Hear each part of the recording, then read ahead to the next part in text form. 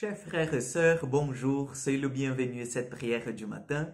Avant de commencer notre prière par le signe de la croix, je vous pose la question, est-ce que vous avez déjà partagé cette petite vidéo avec quelqu'un? Si vous ne l'avez pas encore fait, prenez ce temps maintenant, partagez ces petits moments de prière.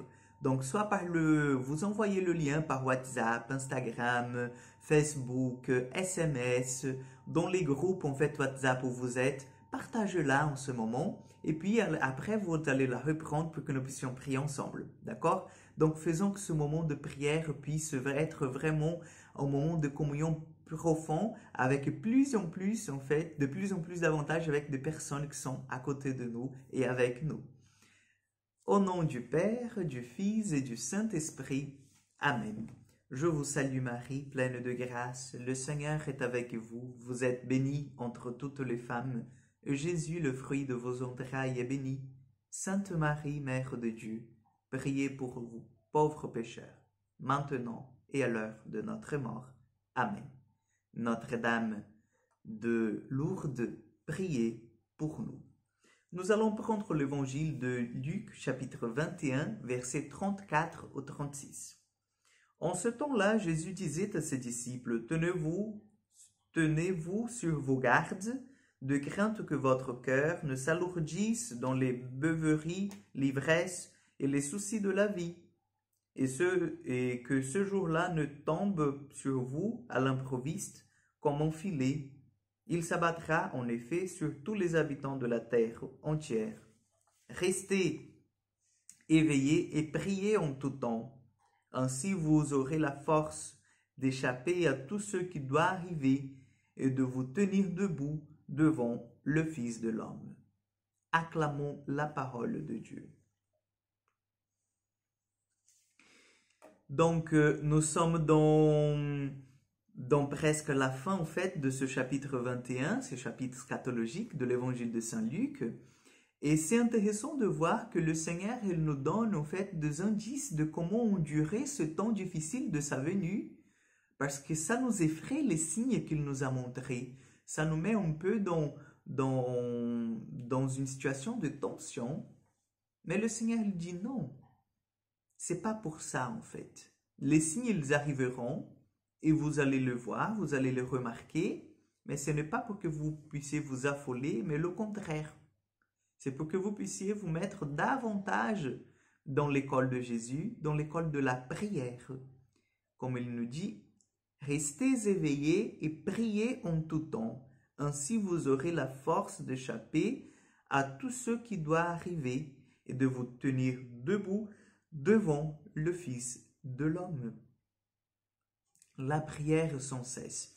Alors la prière sans cesse, il y aura des gens qui vont me dire, mais mon père, c'est pas possible, je ne suis pas un moine, je ne suis pas un monial, je ne peux pas rester pendant toute la journée dans une chapelle à prier. Et voilà, donc j'ai des enfants, j'ai toutes les affaires que je dois, voilà. Et non, le Seigneur ne nous demande pas de rester dans la chapelle parce que même les moines ne restent pas toute la journée dans la chapelle. Ils ont aussi des heures de travail, ils ont des heures communes, ils ont des heures d'études, ils ont le repos. Voilà, donc ne vous inquiétez pas. Ne vous inquiétez pas. La prière continue, c'est le cœur qui est en Dieu. Vous comprenez? Donc là, si vous êtes en train de faire la vaisselle, la lessive, si vous êtes en train de faire le jardin, si vous êtes en train de faire votre boulot dans l'entreprise où vous travaillez, le cœur en Dieu, et c'est toujours possible dans le silence du cœur, voilà, de dire Jésus, je t'aime. Et puis, on continue à faire ce qu'on a à faire, et puis on se tourne et on dit Jésus, je t'aime. Et ça, en fait, c'est la prière continue. C'est de se rappeler que le Seigneur, il est avec nous. Et nous avons la force, nous avons l'assistance de l'Esprit Saint. Notamment pour endurer les temps difficiles. Chers frères et sœurs, je vous partage, c'est un petit témoignage.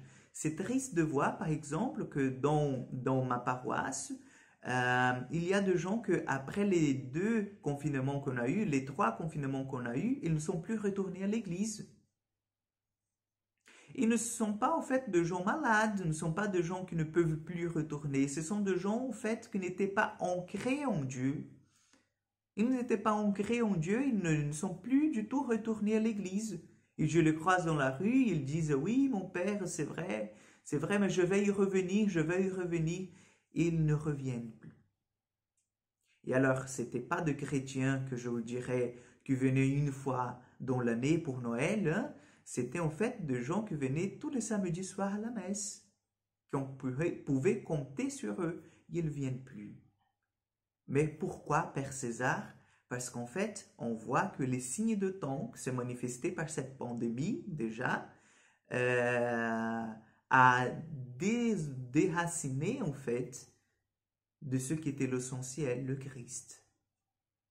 Donc, si nous ne sommes pas dans le Christ, il est impossible, chers frères et sœurs, d'endurer les épreuves qui viendront encore dans notre vie. Donc, je vous invite franchement à rester dans le Christ. Le Seigneur soit avec vous. Que Dieu Tout-Puissant vous bénisse et vous garde, le Père, le Fils et le Saint-Esprit. Amen. Je vous souhaite un bon week-end et à mardi pour encore une prière du matin.